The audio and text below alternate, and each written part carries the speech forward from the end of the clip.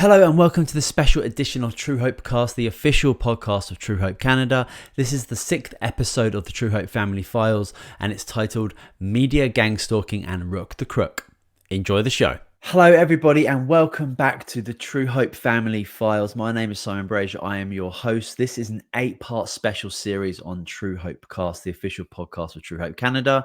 Last week we had part 5, Media Witch Hunt, Solitary Confinement and House Arrest. If you've not caught up with that episode yet, I highly suggest that you do so to continue with part 6 today, which is titled Media Gang-stalking and Rooke the Crook. Of course, I've got David Steffen with me here today. How are you, David? I'm doing very well, thank you. Amazing. Well, we finished part 5 on a massive cliffhanger.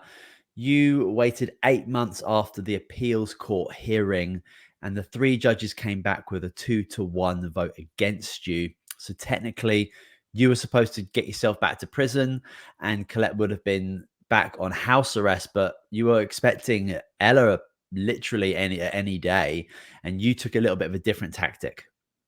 I did. Yeah. So it was of interest to us. I mean, because it was no secret that Colette was pregnant. It was no secret when her due date was. I mean, all that had been supplied to the Solicitor General's office, which was clearly, that is the crown in essence.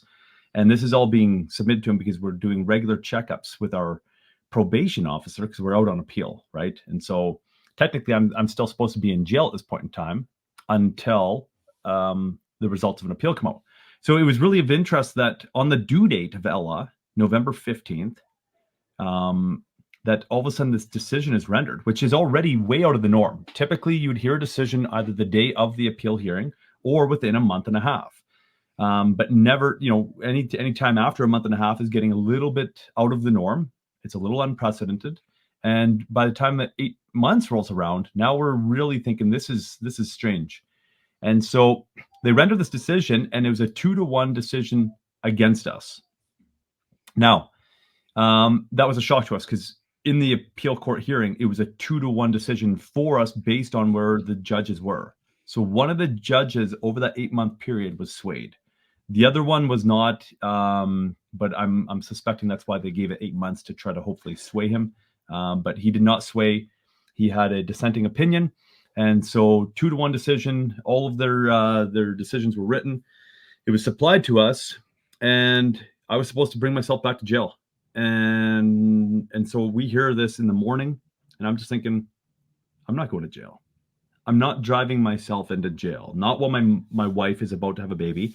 It's going to be a home birth. I'm there to assist her. I'm not going to jail.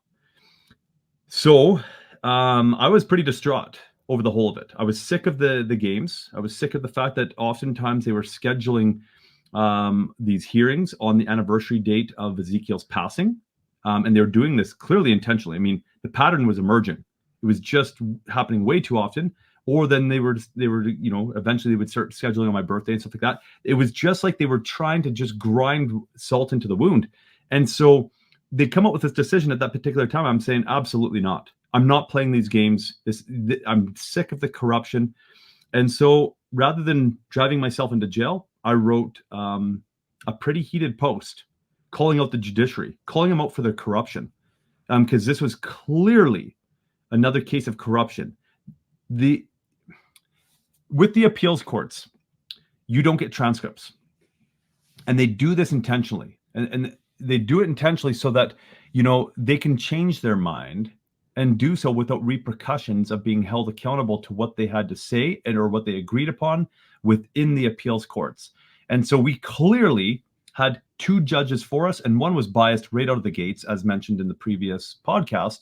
And he was just regurgitating all of this media narrative as if that was where he was getting his information from, but that wasn't the facts. That wasn't the facts from the first case. He was literally relying on the media. So I'm looking at this and I'm saying, no, I'm not playing these games anymore, not to the detriment of my family. So I write this post, and given the heat of everything and the fact that this was, an extremely high profile case, and that CBC loved to do anything they could to try to smear us and to grind me down.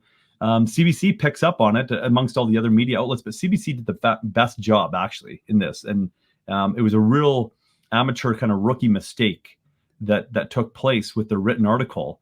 And what they did is they actually cited, they quoted a lot from me and actually shared the link to my Facebook post, which then literally overnight my following just skyrocketed because people were reading between the lines, and or if they weren't reading between the lines, they were reading CBC, they get outraged at me. But now they went directly to my post, got to see it for what it was, and all of a sudden I've got a massive following, right?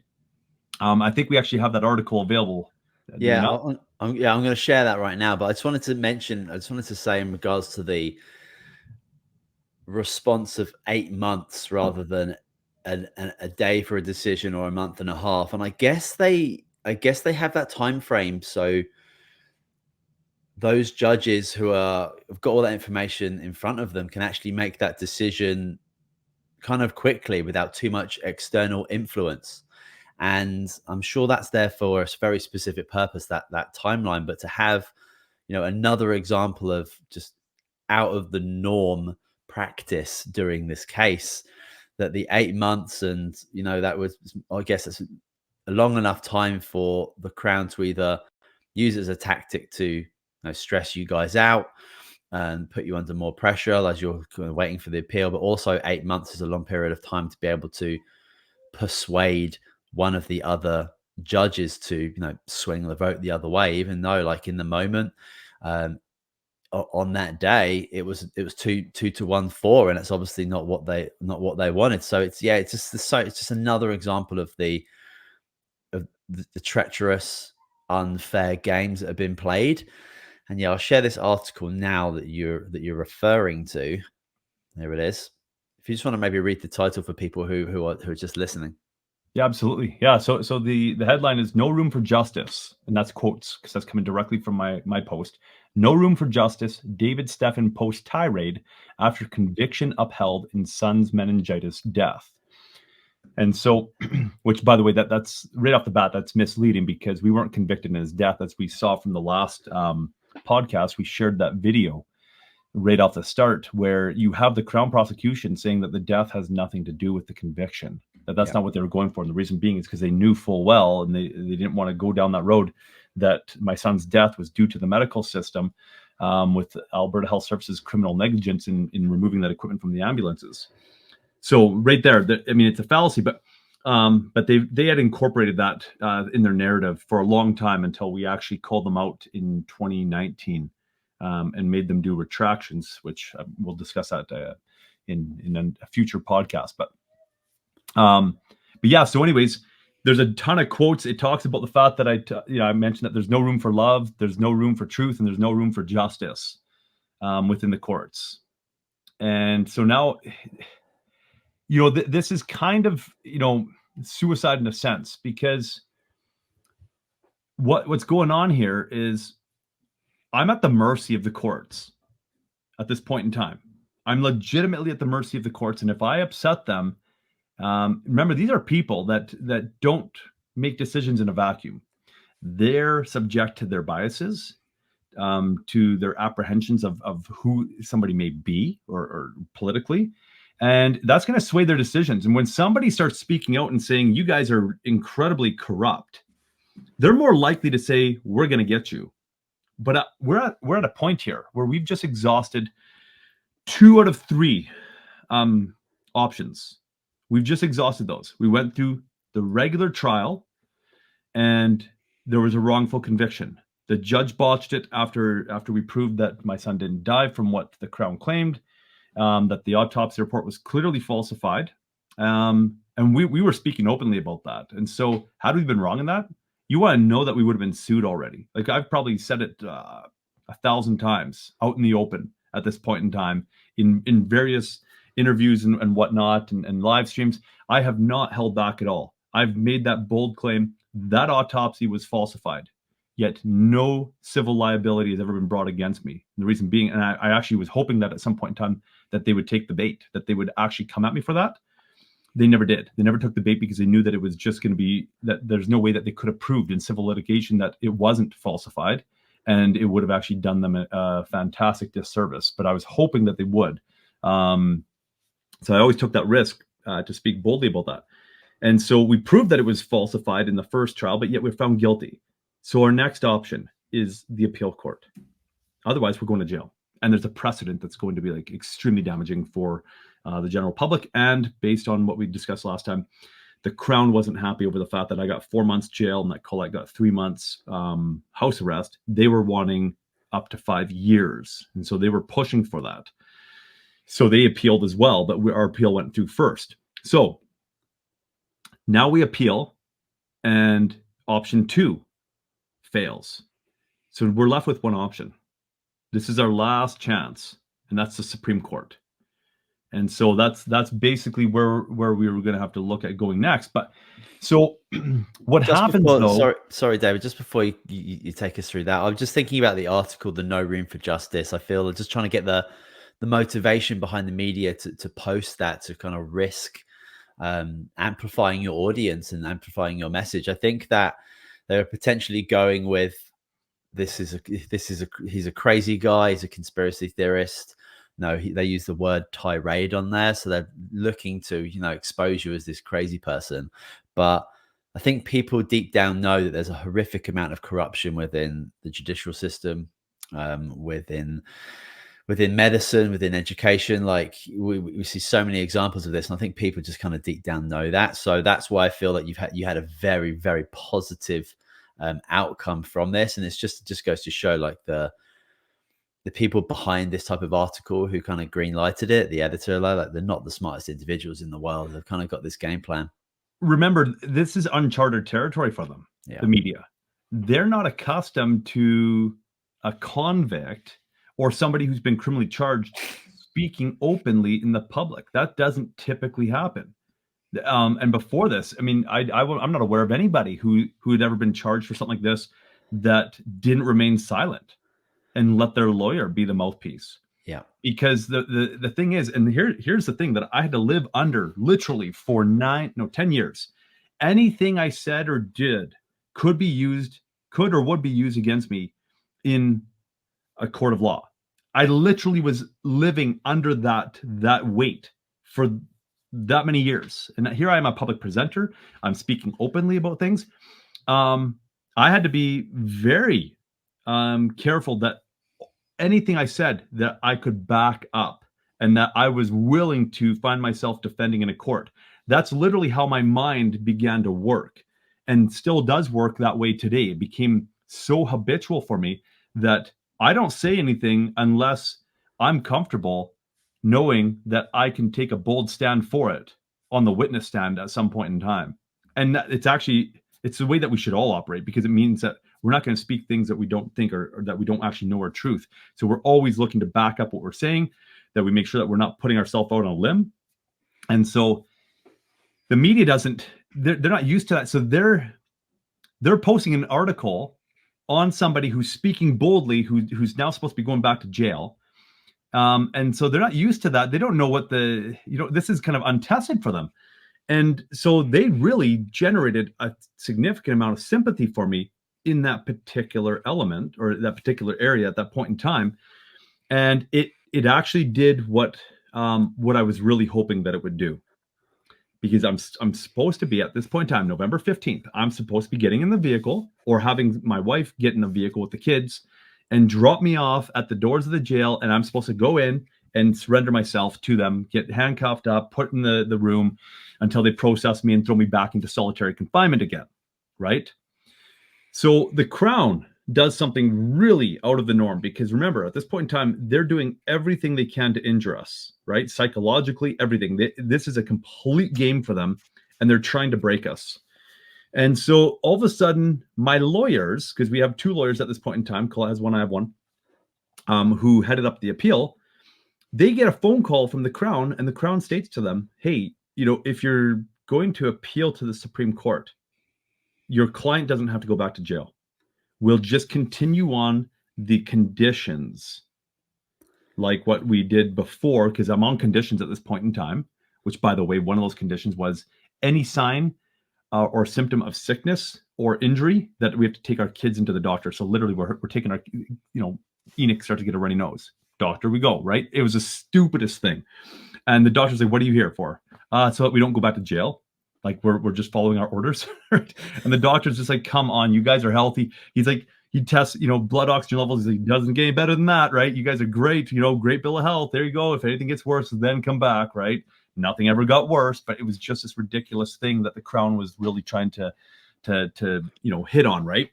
So if we're applying to the Supreme Court, those same conditions will apply. I don't need to go back to jail. I'm still out on appeal, right? Out of jail on appeal. Still have to go visit the parole officer on a regular basis. Still have to get a permission slip to leave the province, which was often. I'm still doing a lot of public presentations at this point. And so that was really interesting because this was the first time that the Crown actually put out something that was half decent, but it's because of the optics. The optics were horrible. Colette's pregnant. Like, what woman isn't going to sympathize with her? What mother in Canada is not going to sympathize with her? And the fact that, 8 months, they had 8 months to make this decision, and they finally dropped it on Colette's due date. Like, come on, guys, really? And so Colette fortunately went about a week overdue. So, well, not about, it was literally 7 days. It was the 22nd of November. And then she had little Ella, right? So now our fifth child, 4 boys, 1 girl. And so it's a beautiful time for our home. But now we're thinking the Alberta Appeals Court is so incredibly corrupt. Every court that we've dealt with thus far is incredibly corrupt. We're thinking, what do we do? Like, legitimately at this point in time, we're thinking, how do we escape this? How do we get out of Canada? Like, this is so horrible. Like, we don't stand a chance based on what we're seeing. It just doesn't end. And so we're extremely concerned at this point in time, but we're like, okay, let's go with it. And so, here we are now paying another $150,000 to fund the Supreme Court hearing, because we just paid about $150,000 for the appeal court, which was cheaper than our previous trial, the regular trial. So at this point in time now, we're well over $500,000 into all of this, right? Like, actually everything else. I think we're actually starting to get up into the close to $1 million at this point in time. So, anyways, but after everything was said and done, because there's all the extra costs and stuff like that, like hiring Annie Savageau was, I don't know, that was a fair chunk of change and all that. And that's the thing, is that we came to realize, well, that justice is not available. First of all, it's not even available regardless of how much money you have. If they want to rule against you, they're going to rule against you regardless. But it definitely isn't available to those who don't have funding, right? Like, you just won't get a fair stab at justice at all in this country. So that was where that one went with the article, and it actually had a fantastic outcome in the fact that I could actually stay at home and I could be there for the birth of my daughter. That's awesome. Yeah, I mean, I just think about the media proponent for this, because it's a theme throughout the whole, this is the 6th episode, and every episode we're talking about the media again, and they have such a significant role in the whole story. And I feel like the audience is split, and I think you've got the Facebook scrollers, you've got the people who really believe in the legacy media, those kind of like short-term thinkers who I think like subconsciously are just looking for something to be angry about or be enraged about, and they don't care what it is. They'll read a headline, they'll fall for it, they won't ask questions, they won't be skeptical, and they're on team, we'll call them Team Crown. And then on the other side, you've got truth seekers, you've got people who ask questions, people who are a lot more genuine, who are authentic, who can emotionally connect with your story and recognize that, the judicial system is not, the perfect democracy that we would come to expect. Big picture thinkers rather than that short-sighted element. And I think that the longer that this kind of goes on, because it's a very unique case, that especially the fact that you're being outspoken about this, you're doing Facebook lives, and you're going out there, and then the media responds by doing this article. It just goes to show for me the power the media does have. But at the end of the day, if you look at the people who are clinging on to that fear propaganda, it's not those true people, those true, authentic, wonderful people that understand what it is to love a child more than anything, and just have to listen to you or Colette talk about your children or your family for a few minutes to recognize that, you guys are incredible parents, and that there is way much more to this story than simple nonsense CBC headlines. Exactly. And, really who the media was, catering to, especially CBC, was just bitter people, angry people that needed an outlet to project their anger. And we saw that a lot. And it actually came to the point where after a lot of these death threats, like I would wake up some mornings with just a heavy weight on my chest. I'm like, what's going on? Like, what's up? There's something up. Sure enough, a couple hours later, I'd go onto my Facebook and I'd see that I have a bunch of stuff in my inbox. I'm like, okay. And I just see just this incredible vitriol, just these nasty messages. And I'm like, okay, who published an article now? So sure enough, I'd go do a Google search on my name and see what the news was. And oh, all right, yeah. Last night, yeah, CBC posted another article. And it was just getting these people just to project this hatred. And so it got to the point where I just realized, like, I felt sorry for these people, that they were being played in that sense. But I also came to recognize what was really going on in their hearts. And that was disheartening for me. Like I legitimately, genuinely felt sorry for them, to the point that no longer did I look at the content of their message, but that I actually kind of got an understanding of where they were and the bitterness that they were harboring and all that, and actually felt sorry for them. Yeah. Right. Like, so that was a beautiful shift in my life, where no longer was it at the surface level about, them versus me or whatever, or them holding a negative opinion or a false opinion about me or anything like that. It was these people, in order for them to get to this point where they can be played by the media and just become, vitriolic towards somebody that they have no clue. They don't know the facts. They don't know the suffering that myself and my wife went through, or my family. They just don't know. Yeah. If they did, and they didn't have that bitterness in their heart, there's no way they would ever be doing this. And so I actually started to feel really sorry for those individuals. Yeah. And that was a beautiful shift in my life, to realize, I can forgive these people. I don't have to bear that weight. I don't have to try to prove myself to them either. That's not the point. I am going to speak the truth. I'm definitely going to speak the truth on this matter. There's so many things hanging on that, like, I don't think we would have ever got out of this had I not boldly spoken the truth, even though I was rolling the dice, because I was ticking off a lot of people. The Crown hated me. And like I said, at first they were looking for 12 months jail time. And then I kept on speaking out, and now they're looking for 36. And then I kept on speaking out. Now they're looking for 5 years. Right. And so it was constantly this thing where I was ticking people off, and I had a choice: either completely shut up and hope that they're going to do the right thing, which clearly from the very beginning, they didn't do the right thing. Rather than 6 weeks for an autopsy report, 7 months, right? That's how long it took to falsify that autopsy report. And still they didn't get all their I's dotted and their T's crossed properly. We were able to pick it apart with a little bit of evidence and a little bit of science behind this. But I had to either back off completely, shut up, and hope that they would do the right thing, which I knew they weren't going to do, or go full out and just continue to speak boldly.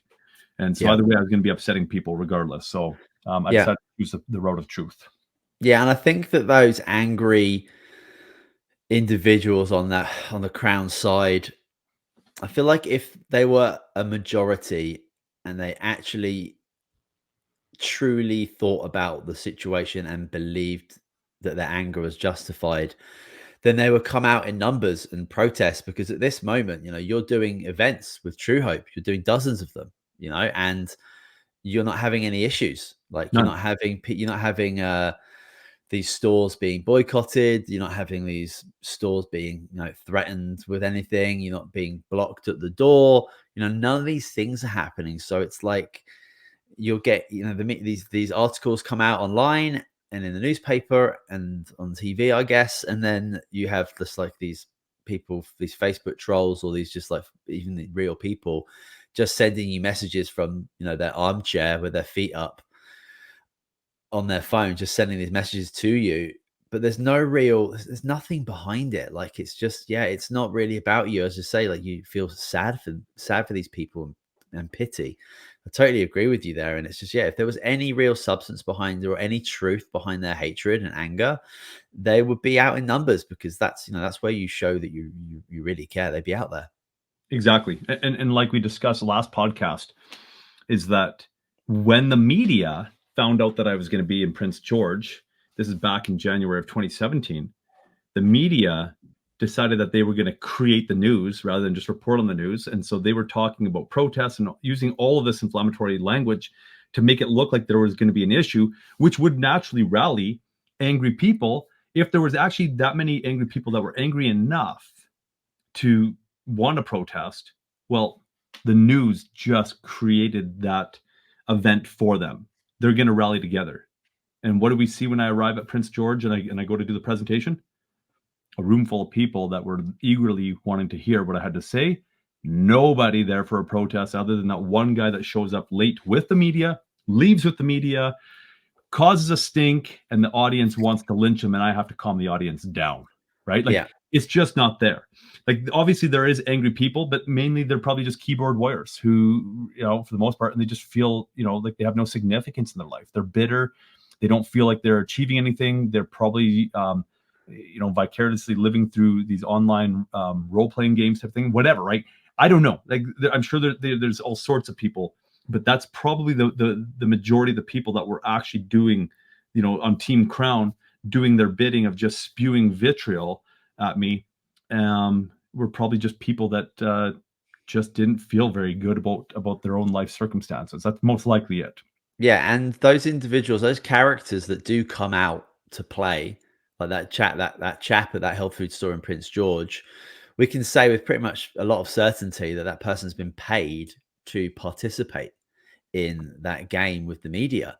But those individuals, those dozens of people come out to listen to you speak about Truehope and their incredible products, and also you sharing your story, they're there for love, for knowledge, for wisdom, for authenticity. They're there for completely different reasons. So the media and the crown are actually having to spend taxpayers' money to get angry actors to fill these roles. It's so pathetic, but it's so transparent if you're just aware, if you have a little bit of perspective of the world.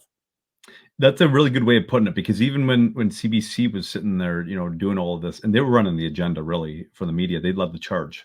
All the other media, mainstream media organizations followed suit. CBC led the charge, but that was taxpayers' money, right? That's a taxpayers' organization, right? It's a crown organization, so it's interesting, and the collusion that was likely going on behind the scenes, because at this point in time, right, we're now going to Supreme Court, which, by the way, they fast-tracked that as well, which was good, though.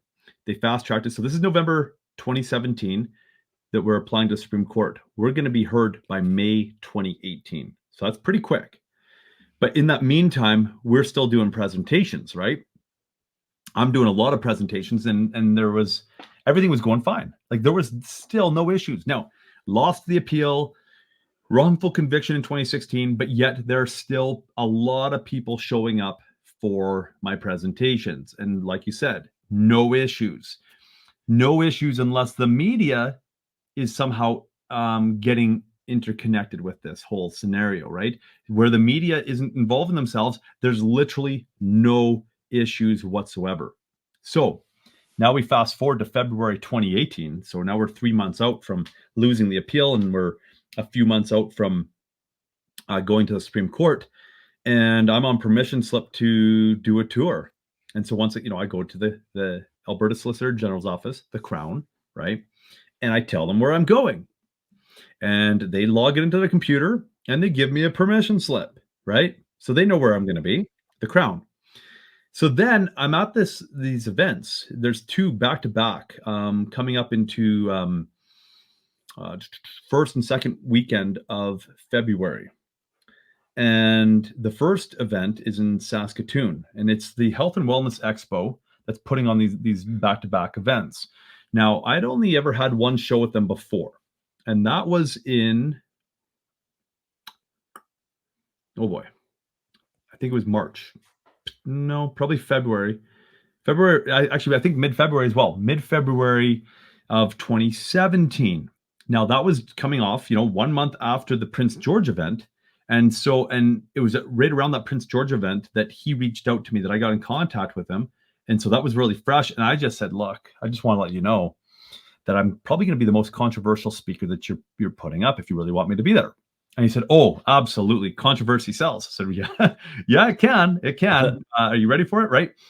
So what does he do? He puts me up as the keynote speaker on the front page of his website. I'm like, you go to the Health and Wellness Expo at that particular time, it's advertising for the Winnipeg Wellness Expo. You're going to see my face. He posts a link to the Discovery Health documentary that was done on us back in September of 2002. So he's got that documentary. He is showcasing myself and Truehope. He's putting us right out front and center. And so there's no secrets about me being at that show. And I'm presenting twice over that particular weekend there. And you want to know, there wasn't a single issue, not a single hiccup, even though a month before the news drummed up this whole controversy in Prince George. They obviously didn't catch that I was going to be in Winnipeg once again, February of 2017. So it goes really well. And he's got really great feedback. So he wants me to do the whole tour with him. And so the first of the tour is Saskatoon, and then it's going to be Winnipeg, and then it's going to be Edmonton. And he's got me scheduled for Oldman, and he's got me scheduled for 3 speaking spots over every single weekend. I'm going to be presenting Friday evening. I'm going to be presenting Saturday and Sunday, and he's giving me the best time slots, right? And so we've got a relationship going, and because it worked out really well for me to be at that show the year before. Okay, so now here we are, the first weekend of February 2018. I go to the show, we set up, and I do my first presentation Friday. Almost a completely full house. Almost, not quite. Everybody's pretty excited. A lot of questions and answers coming in after. I ended up having to stay probably about 10 minutes after, with people just coming and introducing themselves or whatever. Meanwhile, I've got people working the booth, and there's just a flock of people going to the booth and all this type of stuff to get these, life-changing supplements, and to get their questions answered as well from my reps at that point in time that were with me there. So Friday's a success. Well, the media, CBC in particular, had reached out to Rick, who was running the shows, and they wanted to come and do an interview. And he said, no, you guys aren't, because he knew what their tactics were. I'd already apprised him of it. I said, hey, look, just so you're aware, like, this is what they could do, but it's been sporadic. So what happens is they contact him, and he said, no, you guys aren't allowed at the show. Well, some reporter sneaks through, dressed just normal, whatever, but no equipment, nothing, right? Just a recorder device or whatever. Some CBC reporter sneaks through on the Friday and records the presentation, takes notes, does an article. The article is released on Saturday. It stirs up a lot of controversy because they push it hard. And so now we see the concerted effort, and we see the formula that they would develop that would work for future shows, not just for myself, but also for people like Del Bigtree to get canceled. They discover this formula, and here's what it is. They come out with the article saying big controversy, but there's no controversy, like, at all. So my Saturday presentation goes really well also. Like, there's no issues. In fact, at that point in time, now it's a full house because of the people that were there on the Friday were going and telling their friends, saying, you need to go see David Steffen present. He's got some incredible information. So now I've got a full house with just standing room at the back. We're anticipating that the Sunday is going to be even better, and just like a packed house, right? And so that goes well, but we hear about these stirrings going on, that the media had come in and that they did a report. And so now what we see, though, is the online trolls. And we're going back to the whole, I'm going to say, just as a whole, a group, those people that are connected with, the Terry Polvoys and the Marvin Rosses and all this, that drummed up all the controversy and helped get Health Canada to come and do a gun drawn raid on us and all that type of stuff back in the early 2000s. Now we see the, for lack of better terms, the pharma trolls that are doing their bidding. And they had attacked a number of shows, health shows, in the past. directly to try to get me canceled, but I headed them off and said, hey, just qualify them, see where they're coming from. Are they actually your clients? And they were finding people like communicating to them from Sweden and like Fort McMurray and just all these places. Like, this isn't your audience. Like, we're on the West Coast here. Who's actually trying to get you to cancel me? It isn't people that are actually going to be coming to the show. I mean, look at it physically, look at it in real life. The people that are coming to the show are happy that I'm here. And so I was able to head that off. And so they were able to take a look at this, say, yeah, no, these aren't real people, right? Like, they're not real clients. And so now this show is getting attacked, though. But what they decided to do is, rather than attack the show specifically, because they did at first, it didn't work.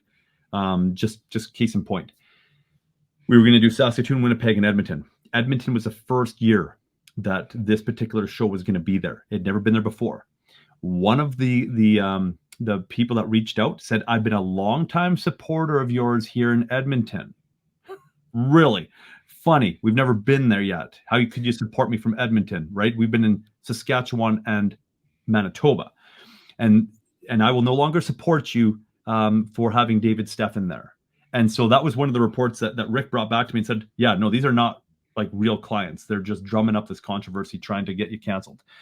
And so anyways, what they decided to do is attack the vendors and say, we've been a longtime supporter of you, doing this, that, whatever, supporting your business. And these are smaller vendors, a lot of them, like little shops and stuff like that. And saying, we'll no longer support you. Now, they didn't have the discernment to say, are they actually our clients? Have they actually ever walked into our bricks and mortar location? Like, really?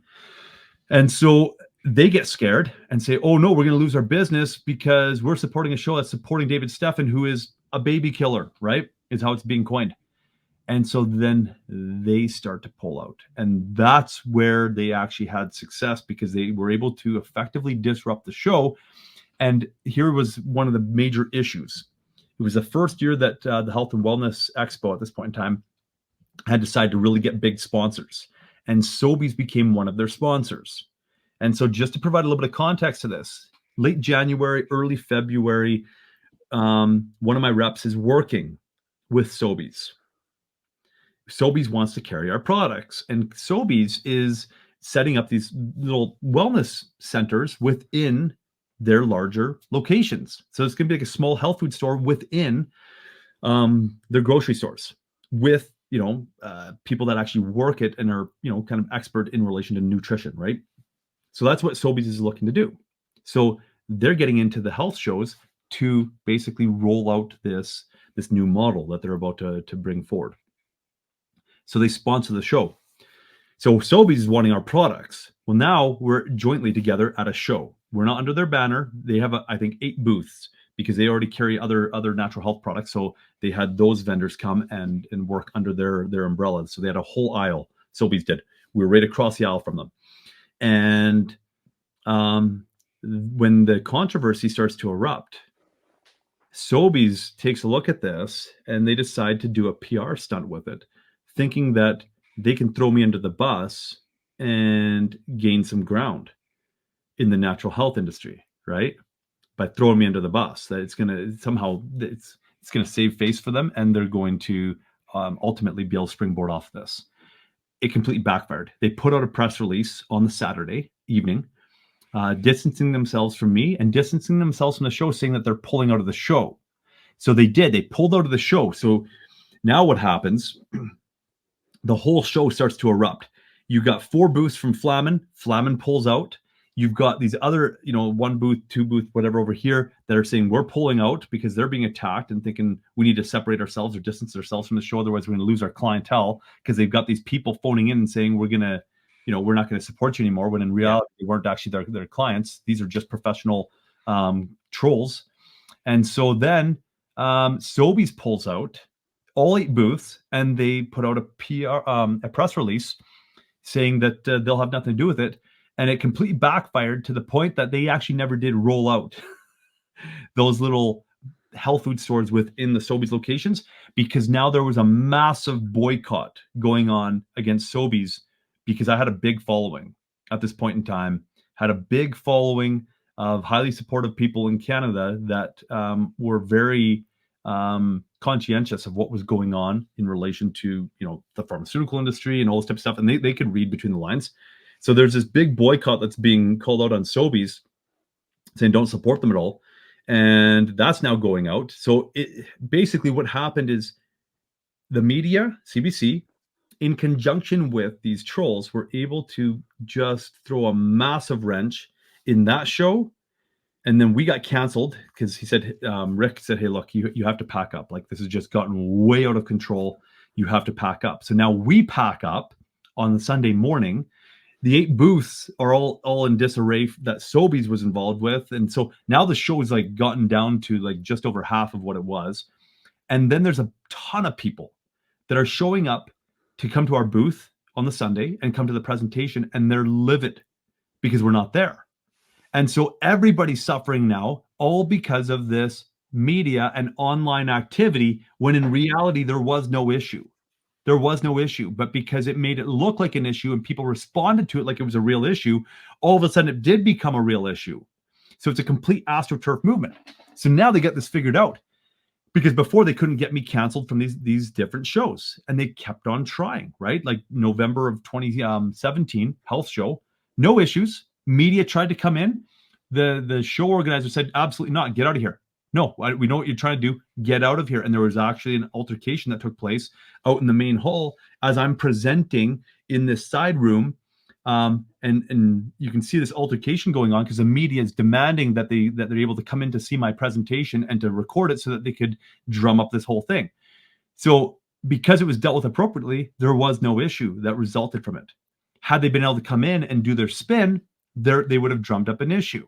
So we're able to keep it at bay until they figured out attack the vendors, and all of a sudden it's like somebody dropped a bomb in the middle of the show, and you've got almost half the vendors are gone and whatnot. So from that point forward, we were basically canceled from every show. As soon as they got it figured out, attack the vendors, make it look like a big issue. Then the news actually reports that it is a big issue, that it caused all these issues. And so they were responsible for generating the issue, and then they reported on the issue as if it was an organic issue that would have just naturally happened, when in reality they helped create it. And that's exactly what we were seeing, is that the news was not reporting the news, they were actually creating the news.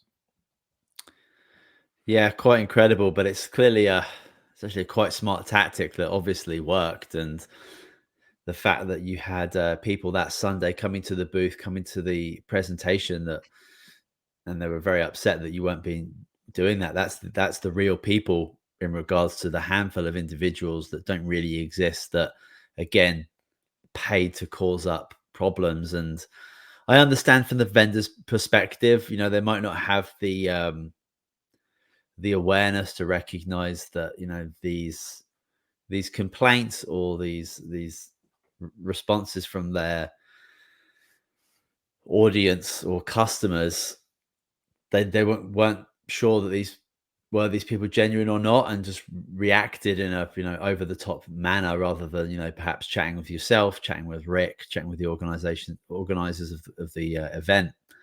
Yeah, it's just a shame that those individuals, rather than standing with the natural health community, standing with Canadians, standing with parents, it's a shame that they took that route instead and really handed the Crown a victory in all this.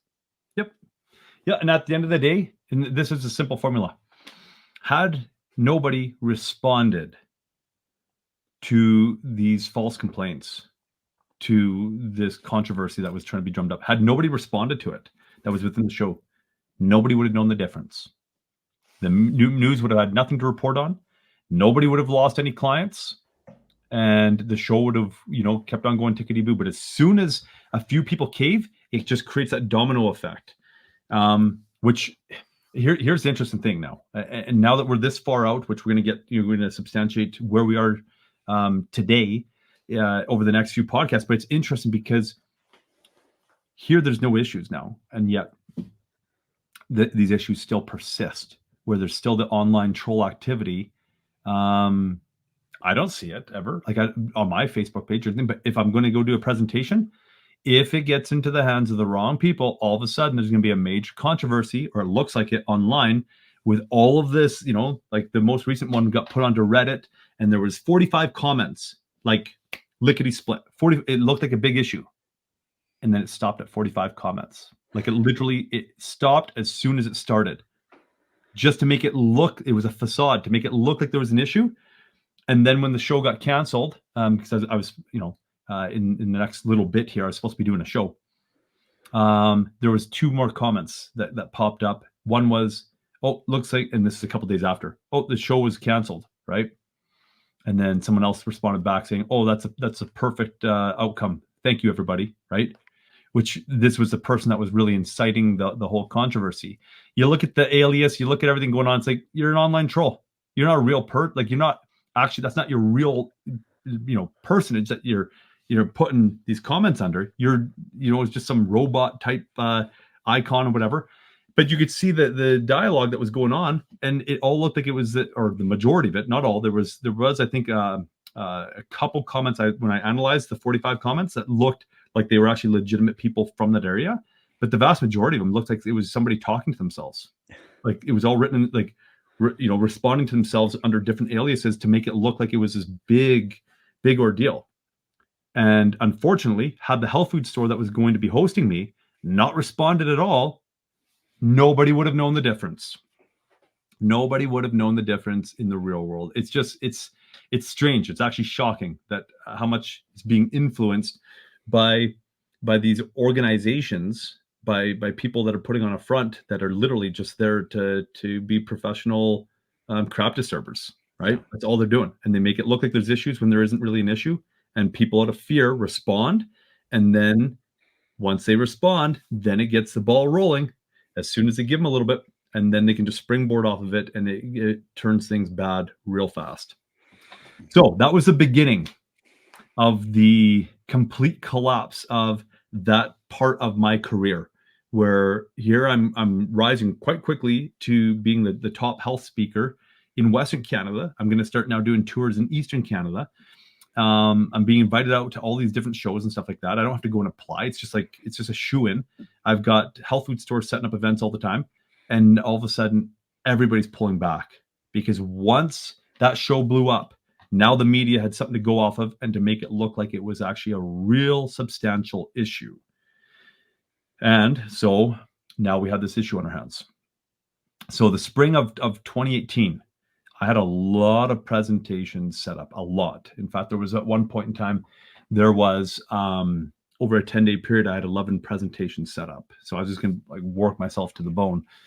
And so here I'm going to go do these presentations, and every single one of them got canceled, because of, as soon as one got canceled, then all of a sudden the media is reporting on it being canceled, which then gets the other guys to be scared. Now they're going to want to cancel, and it just makes it look like it's a real actual issue, that they're going to have people protesting in front of their stores and stuff like that, when in reality that there just wasn't any of that going on.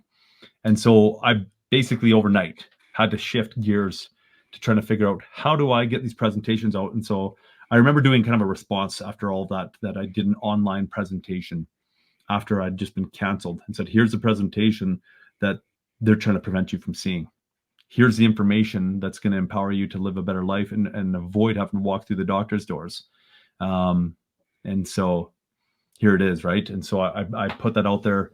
Didn't get as many views as I'd hoped. I think it got about 5,000 views or something like that, which is still good. I mean, that's a lot of people that it empowered, and that's more people than would normally show up to one of my events, right? Normally there's only room for about 150 people, but anyways, yeah. So that was the end of that part of my career for the most part. There was only one show that was willing to carry me after that, and once again, no issues other than the initial issues of the media trying to drum up controversy, and then all this online troll activity. But never was there any issues with people coming to the show saying, oh, you have him here, I'm not going to be here anymore. Not a single complaint, physical complaint. Their attendance was still as high as they would have expected. So it wasn't like people were just dropping out. And the vendors, there was no issue with the vendors, but that's because they had all been apprised that, look, you're going to get people online trying to disrupt this. Be prepared for it. Yeah. Because there's actually no real issue. And there was no issue. So there's only one show, the Body, Soul, Spirit show, that was willing to continue to carry me all the way into 2019.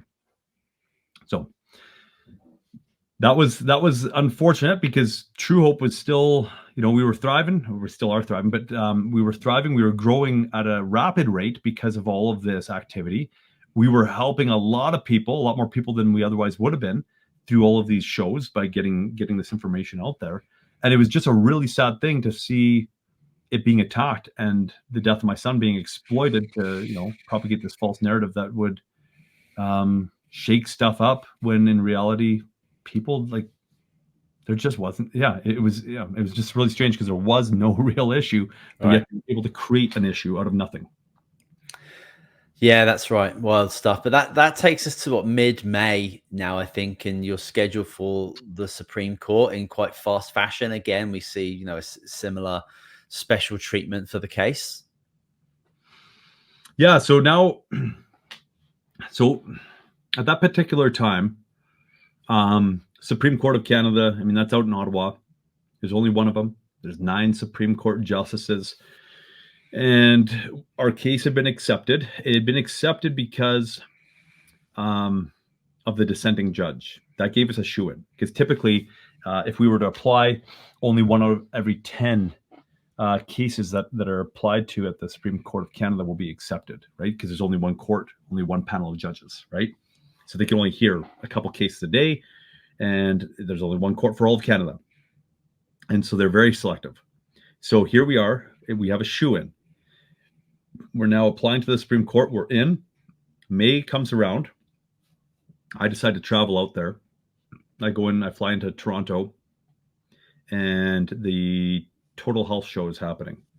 Now, at first I was listed as a speaker, right? At first they had accepted me as a speaker and they were going to list me. And then all of a sudden, feedback came because I was going to be there anyways, right? I'm already in that area because it would be on a Tuesday, I believe is when Supreme Court was. And so I'm there for the weekend in Toronto. Then I'm going to drive up, towards Ottawa. And so I'm already there. I might as well just go and present and set up a booth. But they also come back and just said, there's no room for David Steffen to speak at Total Health Show. I go to there and there's empty stages, right? And that's when I ran into Del Bigtree, and that's when we had the conversation about the impact that video we had done back in 2016 had for him, how he came under major fire online over it. And that was just par for the course. There was so much online activity surrounding us. It just showed that there was such a phenomenal agenda in pushing a false narrative and preventing and suppressing people from speaking the truth on this matter.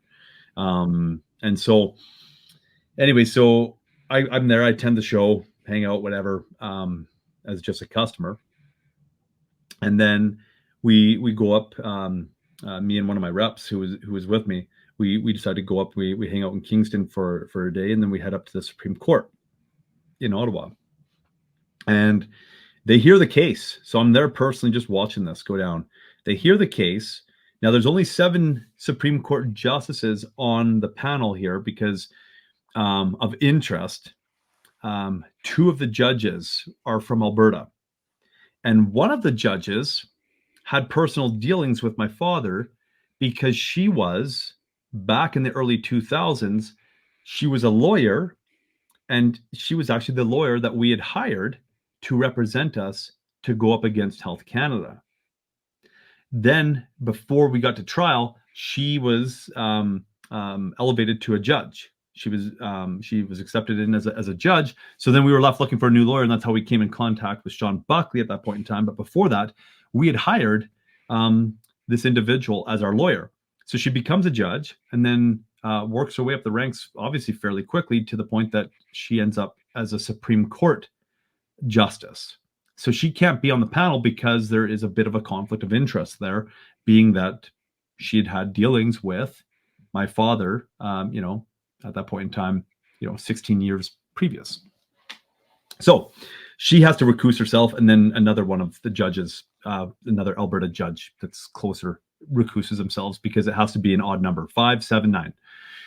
So now there's 7 justices, and they hear the case, they hear the Crown, they hear our side, and they go back into their chambers for about 15 minutes. And we're just sitting there waiting and thinking, okay, once again, they could render a decision that day or generally within up to a month and a half. They come out within about 15 minutes, and they unanimously decide, because oftentimes there's split decisions, they unanimously decide that that error in law, in essence, created a wrongful conviction, that there was an error in law from the 2016 conviction. And so it was quashed. Boom. No longer do I have a criminal record. Immediately gone, right? I'm not a convict. I'm not out on appeal. Nothing. Which was it was such a beautiful thing to hear that, because that was our last chance. If they ruled against us, there is nowhere else to appeal to. We're done. Going back to jail. I would have literally had to take my, go back to Alberta, fly back, and then within that day or two that it took to get back, then I'd have to go and take myself and drive myself into jail, and then we'd have to go and hear the appeal against us, for the Crown to try to get 5 years in jail. So we hear this, and we hear, that it was wrong, and that all 7 justices agree. So the thing's done, and we're thinking, okay, the Crown they have the option to recharge now, and to bring it back to trial. They have the option, but they might not go with it. We don't know. So I remember walking out in the news, asking me how I felt, and I said, we feel extremely vindicated, and now we have the opportunity to really highlight who the true criminals were in this case, because by this point in time, my brother Brad had started working right after we lost the appeal in November 2017. My brother Brad and a small team started to dig deep into the files, into the medical files. And that's how we discovered, well, wait a minute. We've had like a couple hundred pages withheld from us. We didn't even realize it in 2016 that we were working with a ton of withheld evidence. Like, we didn't have the withheld evidence, and there's a lot of it. And so now we're discovering this, and we're discovering what actually took place with Ezekiel. And we're seeing all this stuff that we had no idea about, that nobody would have discovered unless they went through it with a fine-tooth comb, like basically finding these needles in a haystack, and literally a haystack, just stacks of evidence. And, oh, interesting. What's this page say? That's interesting. How come we never saw this the first trial? Right? So we started calling in more evidence. We started making our own disclosure applications. The RCMP, we did one. They are supposed to respond back within 30 days. They ignored it, which is illegal. And I got a response back like a year later saying that they denied. And they can't deny it, by the way, but they denied it based on the change of circumstances a year later. So there's all sorts of corrupt stuff taking place, but we were able to get our hands on more evidence. And so now at this point in time, we're starting to see it more clearly for what it was, and who all the criminal activity that took place in the investigation, all the doctors involved, all this type of stuff, how there was perjury in the first trial. And my brother Brad and his team highlighted all of that. So now we're working with a full quiver of arrows here, or a much more full quiver of arrows, where we see it for what it is. And so we're calling the whole situation out. And so I just told the news, I said, now we're going to be able to expose the real criminals in all of this. And I guess the Crown decided to take that as a bait, and they went for a second trial. So this is May 2018. And at this point in time, I'm in communication with the National Health Freedom Congress down in Minneapolis, Minnesota. And they want me to come and speak at their event coming up in the second week of June 2018. And I said, well, I don't know. I can't guarantee it, because if the Supreme Court goes south, I'm back in jail. Definitely can't come and speak there. But I said, if they rule in our favor, I'll be booking a flight immediately, and I'll be coming down to speak. And so they're hoping for that. And so as soon as the announcement comes out, I'm booking this flight, right? And I'm going to be going down there. And so I've got all these plans already in play. Even just, we're leaving the Supreme Court, and I'm already like, okay, game plan. Now, how do we do this? And I'm pondering this as we're driving back, and I'm thinking, like, I'm just feeling just victorious at this point in time, just so elated. And in that moment of elation, it just hits me hard. And the statement just comes to mind, the battle's been won, but the war is far from done, right? And I'm like, oh boy, okay. And it would prove to be true, incredibly true. All the battling that we had gone up to that point was pretty small in comparison to where it was about to go. And so now I'm booking a flight, and I'm going to go down to the National Health Freedom Congress to speak before all of them. Now, up until this point, so this is now mid 2018, I was wrongfully convicted in April of 2016, right? So it's over 2 years. Now, and I had been charged back in 2013. I had been crossing the border on a regular basis. I mean, we live fairly close to the border where we're at. So we actually have, or had at that point in time, a US mailbox. And so we'd go down monthly to go and grab the mail. And it was way cheaper to have a lot of our stuff just sent there. And never an issue. There was the odd time. I think there was twice at that point in time where one of the border guards asked me, "Have you been arrested?"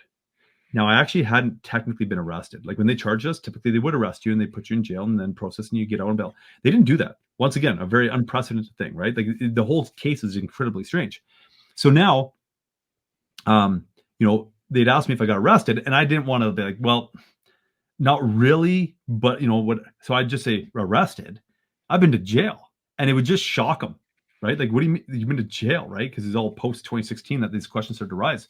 And then I'd get into it. I'd just start talking about the corruption and all this type of stuff, falsified autopsy report, blah, blah, blah. And without fail, every time, here they are, they're standing at the computer with my passport and they're just like looking dumbfounded. And they just look at me and hand it back and be like, "Have a good day, sir." Like, just go along, get out. Right? Like, this is just strange. Like, that's not what I was anticipating. Like, right? Because normally somebody would get quite defensive. And I was just like, boldly, "No, I've been to jail." Right. And so anyways, never an issue crossing the border up until June, when I go to fly out. I go to catch my flight. I'm early, right? I have enough time to get through security, even if there's hiccups. And I hand my passport over to U.S. Customs. And they look at it and scan it, whatever. "Oh, we have to identify you." I'm like, what?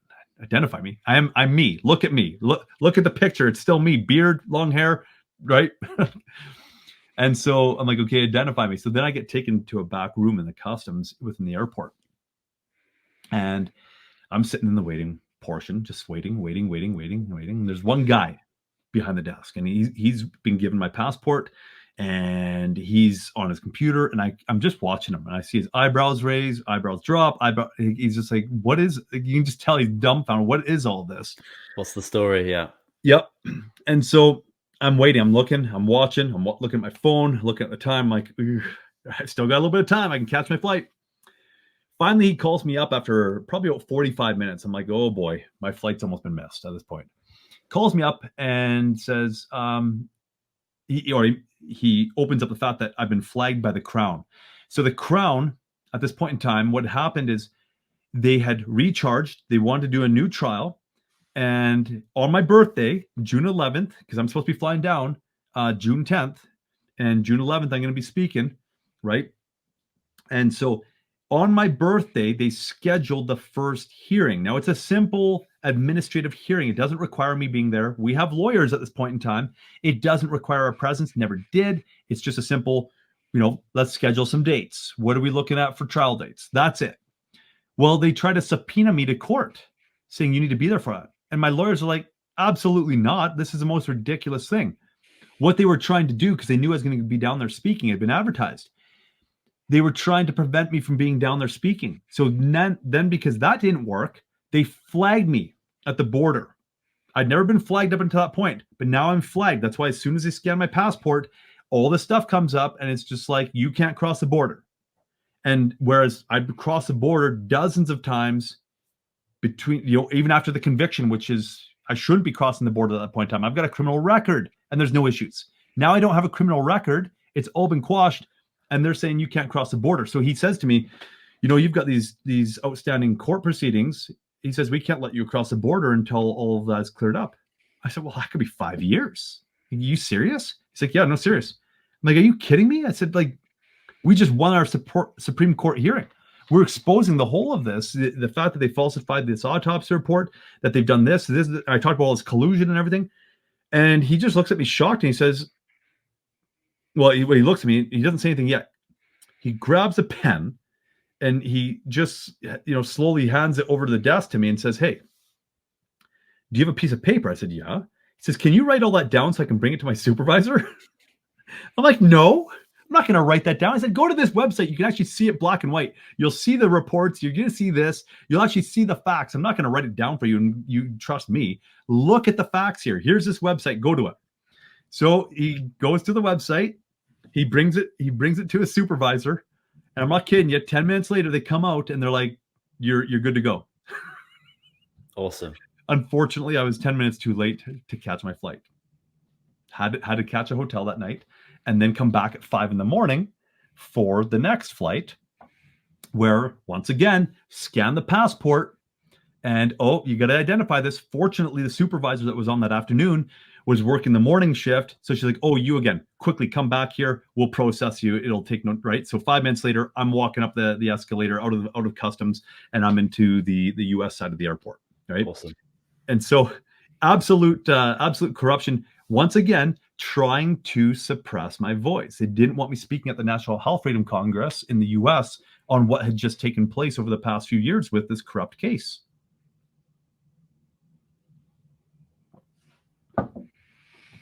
So, kind of an interesting, interesting twist of events there. Yeah. It sure is. Yeah, the whole airport situation, and again, you're talking to a real person, and he's listening to the story coming from you, another real person, and he can quickly deduce that you're authentic. You're talking facts, and there you go. Mm-hmm. Yeah. So then, this is where things, really kind of started to heat up for us. This is where it got hard.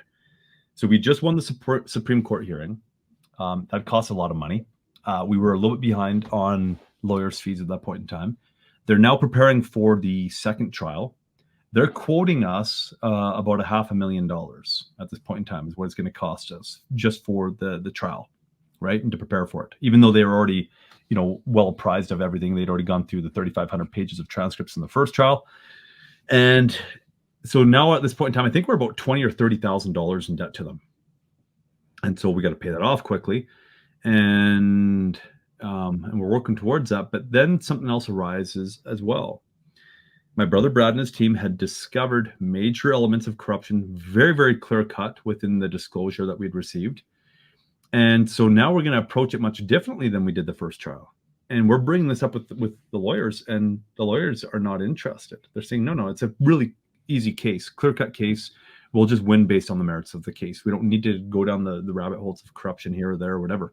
I said, well, that's what we thought the first time, right? That's what we thought the first time. We thought we had to win the first time, and it didn't work out that way. We're not going to be so naive as to think it's going to go that way again, right? Or to think that we're going to apply the same tactics and this time win, right? Like, we don't trust the judiciary, and we're going to expose the corruption. We have to, and they didn't want to. They wanted to keep it just a very clean, concise case. Basically, we didn't fail to provide the necessaries of life, right? We don't need to expose the doctors. We don't need to expose that there was collusion going on. We didn't need to expose Alberta Health Services. We didn't need to open on the can of worms on the Chief Medical Examiner's Office, which is a subset of the Crown, right? We don't need to do that. And I'm saying, yes, we do.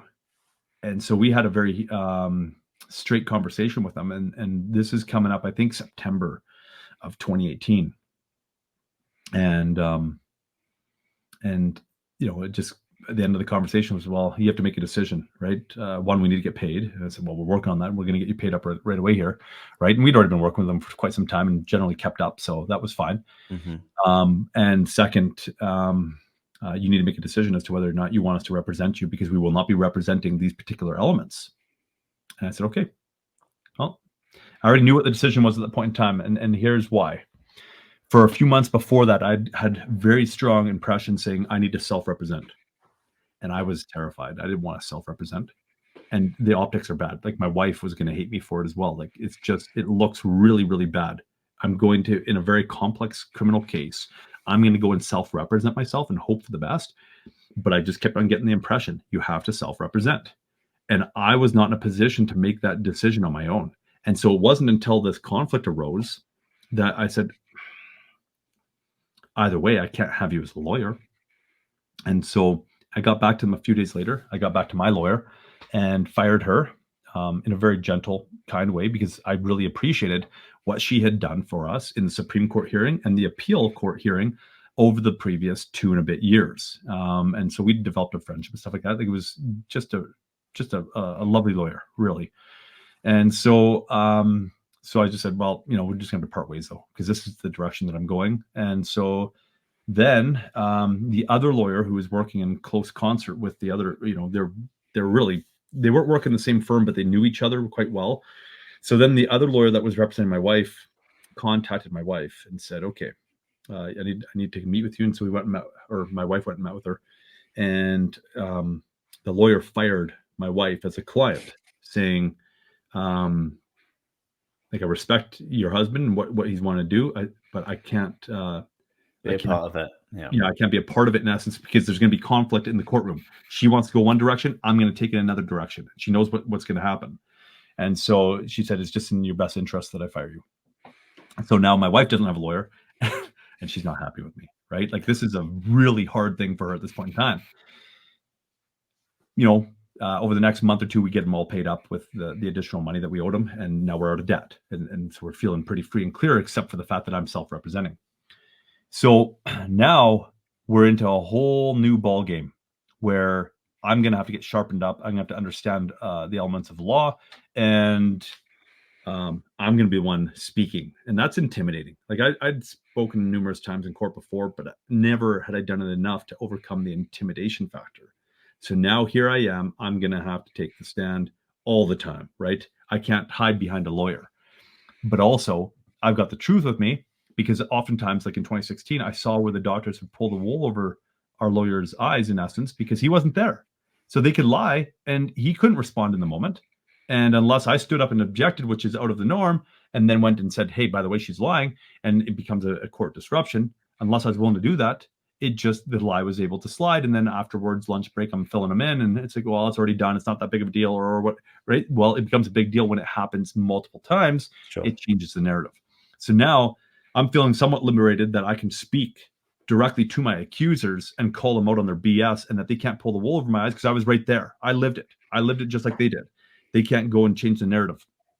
So now we're starting to prep for court coming up late 2018. But there's another thing that's arising at this point in time. You see, we were the first court case of its kind, or the first case of its kind in Canada, where charges have been applied for failing to provide the necessaries of life to parents that were not negligent. And oftentimes what you'll see is that the charges of failing to provide the necessaries of life will be accompanied by criminal negligence, right? They generally go hand in hand. In our case, that didn't happen. Why? Because there wasn't any negligence. They could not establish negligence. And that became quite clear. Like, even Justice Jerky in the first trial at one point in time digressed and just said, this is a really, I'm going to botch it a bit. It's almost verbatim. This is a peculiar case, because all the evidence that's before the jury and the courts shows that the Steffens are loving, caring, attentive parents. And then Sean Buckley stands up and speaks and he says, yeah, exactly. Like, it's not right, because typically negligence has to be a factor in it, and there was no negligence. In fact, if anything, it showed that my wife was a little bit overdoting, right? Like, and so now there's another case that has emerged out of the Alberta Children's Hospital once again, a year after our situation arose with Ezekiel. And it's with a family that is not pro-vax, so they didn't vaccinate their children. That they were quite naturally minded. Home births, homeschooling, right? Like, so very, what the mainstream would consider the fringe, but just, people that love liberty and choose to exercise their parental rights. So once again, a case like that emerges out of the Alberta Children's Hospital. And what happens, and I got the medical evidence on this because I wanted to back them on it, or I wanted to see if I should be backing them on it, because I saw the CBC articles coming out on them. And what it said is that it was alluding to starvation, that basically their son starved. And that was actually in the headline, like starvation case, whatever. And it was written by the same individual who wrote that article on us that we showed at the beginning of this podcast, Megan Grant. And so I'm already aware of her, and I'm aware that she likes to try to write smear articles. And I'm looking at the medical files, and I said, starvation isn't an element in this, like, whatsoever. Like, they are just trying to rip this family apart, and for the same purpose. It's going to be another agenda-driven case to try to monopolize the pharmaceutical industry. And so I knew what the media was going to do, and I was feeling driven. I didn't want to do it at all, to be frank with you. Like, it was just such an upset in my life.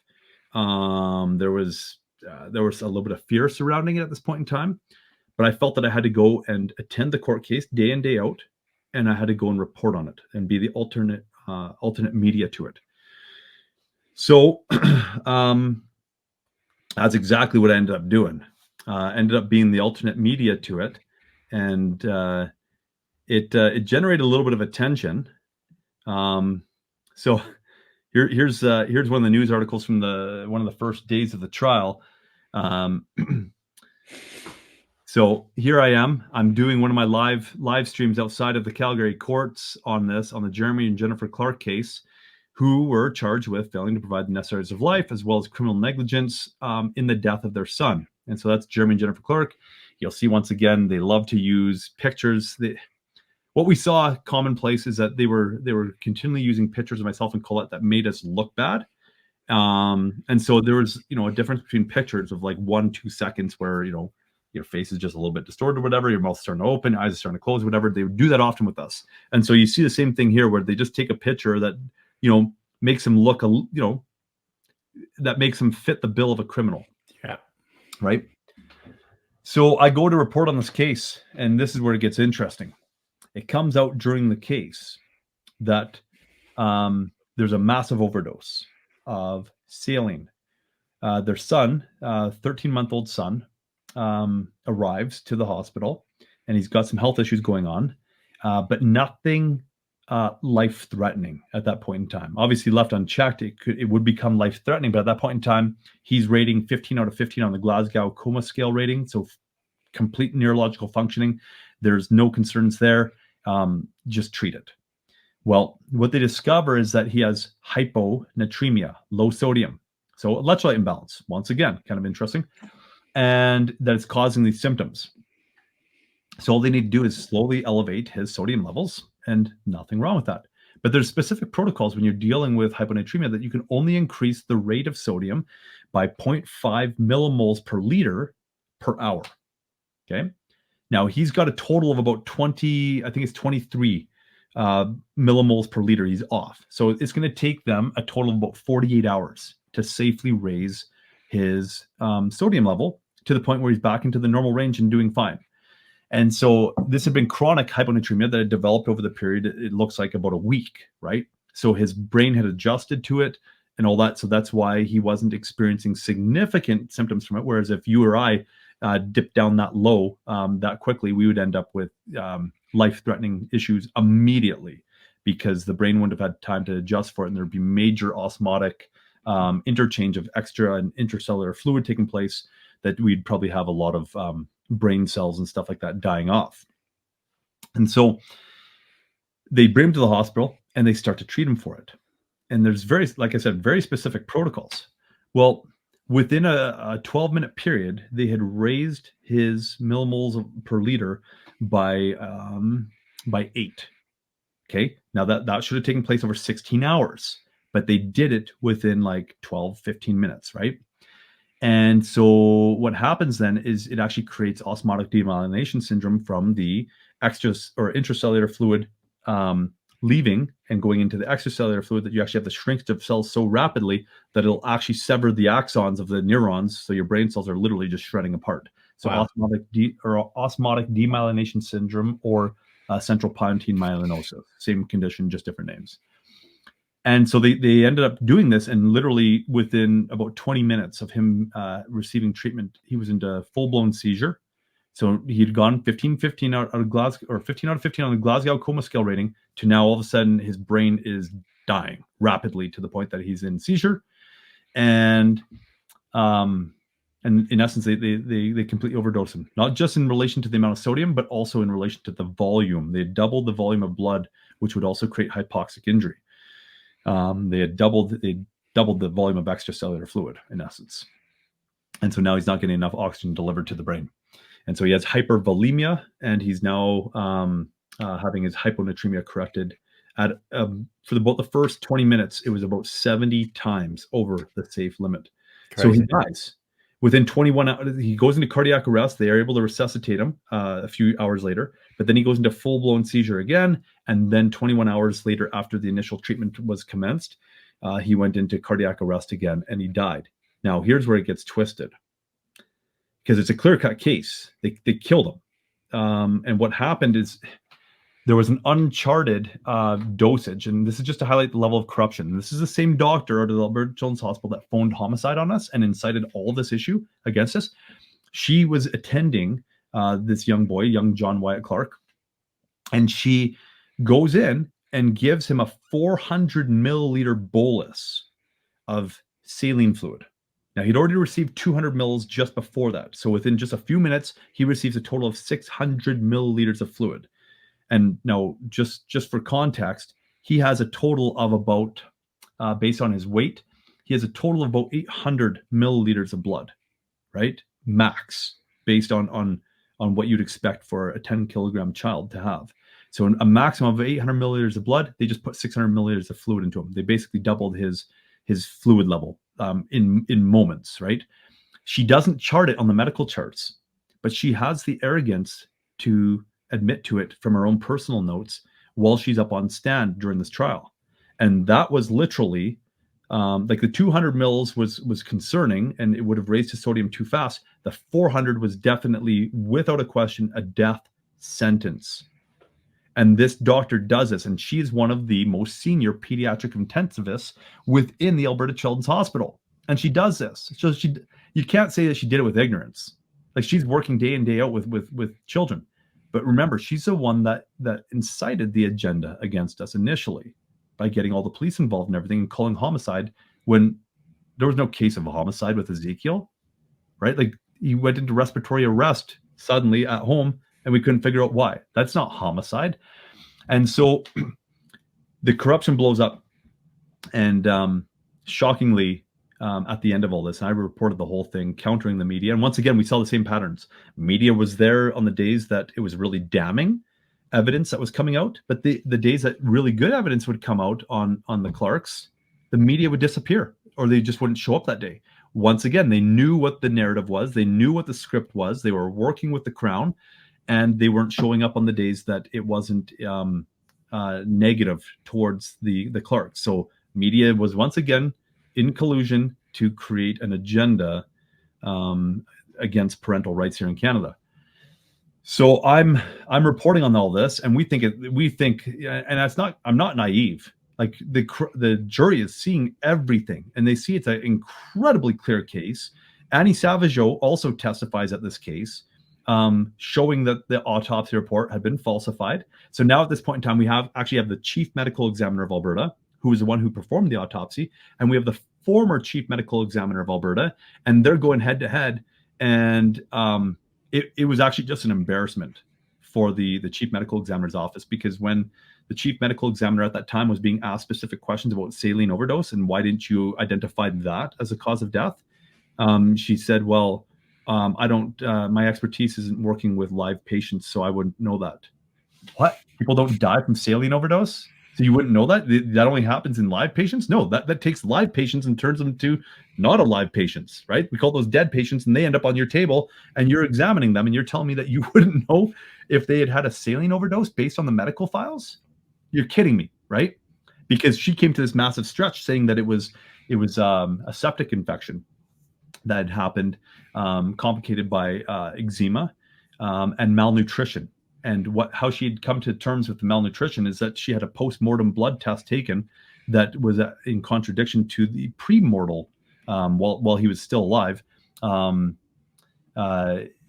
test that showed that his nutrients were fine. But then she took a post-mortem blood test, ignored the one that was taken when he first arrived at hospital, and said, "Oh, he's malnourished." Yeah, you took blood out of a patient who's been dead for the better part of a day, and you now are saying that he's malnourished, but yet he wasn't malnourished when he arrived at the hospital. And so we got to see all this type of stuff, and that's where CBC then springboarded and said, "Oh, malnourishment, oh, starvation," right? When the kid was actually chubby. He was in the 98th percentile for his weight based on his height. He was a shorter kid, but he was chubby. He wasn't starving. And so we got to see how this whole agenda was playing out. And shockingly, they were found guilty. Not sure what happened. Everybody who was in the courtroom, once again, like probably just as shocked as or more shocked than we were when we were found guilty by the jury in 2016. And so they were found guilty and they end up doing 32 months, or they were sentenced to 32 months in jail. So this is a crisis that we're dealing with now, right? And it's just further validating I can't trust the court system. So to kind of fast forward now in November because this trial takes place over the period of October of 2018. Now in November of 2018, we're preparing our own trial. And we're even though I felt that I needed to self-represent, I'm still examining options. And I'm looking at getting legal aid, right? Just to get some lawyer representation. And so I'm supposed to put in some applications because I make too much money, even though I'm in debt to the other lawyers. We're paying them off still. We're just about there. I make too much money. You have to actually be like legitimately poor to get legal aid. So there's a real disparity there. That if you make just above what you would be considered poor, you can't afford a lawyer, right?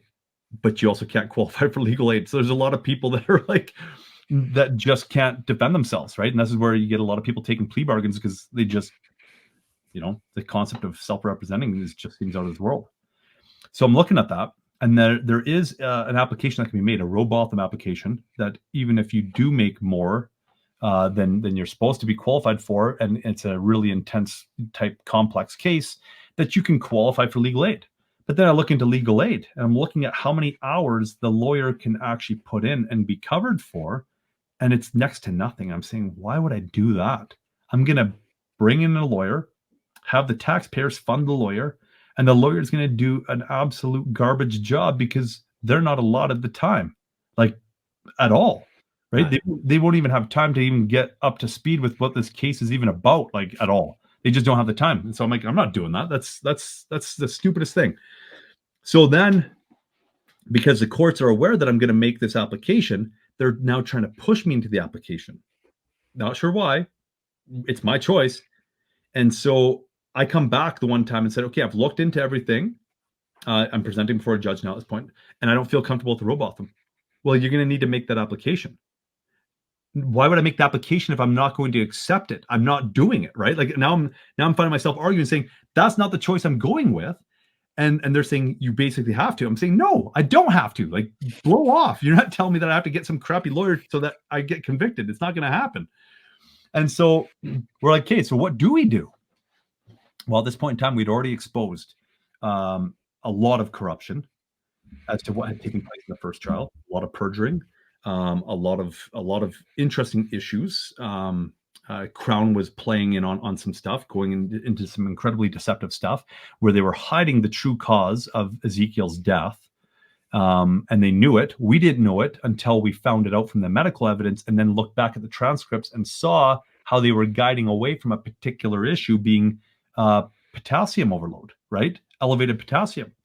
And we still to this day don't know how Ezekiel ended up with elevated potassium. And we'll kind of cover that off a little later, but the Crown knew it, and the Crown was trying to hide it because it completely blew a hole in the bacterial meningitis narrative and qualified everything that had taken place as to why Ezekiel needed an ambulance in the first place. And it's easily correctable had they had an airway that they could have gotten Ezekiel so he didn't end up with significant brain damage, and then they could have corrected the potassium issue, and he likely would have been discharged from the hospital 3 days later with no issues, right? Easily treatable, puts everything onto the Alberta Health Services. But they were covering that up, and they came up with this elaborate discussion about bacterial meningitis. So what happens is we decide that we're going to put in an application to say, you guys are covering $1 million from what we've had to pay thus far based on all of the corruption, right? Like, we go through the first trial, we go through the appeal's skewed, then the Supreme Court says, yeah, it's all basically skewed, done deal. Well, where's our compensation? We had to pay for all of that, all of the errors of the Crown and of the judiciary, and we don't get any reimbursement, and we have to go back to trial again. Like, you're just breaking us financially. And so we say, you're going to give us $1 million, and then you're also, based on the corruption that just took place here, you're going to give us another few $1 million to pay for a proper defense moving forward. And this was largely based off of something that something significant that happened. I'll get into it in a second. I'm going to share the article here.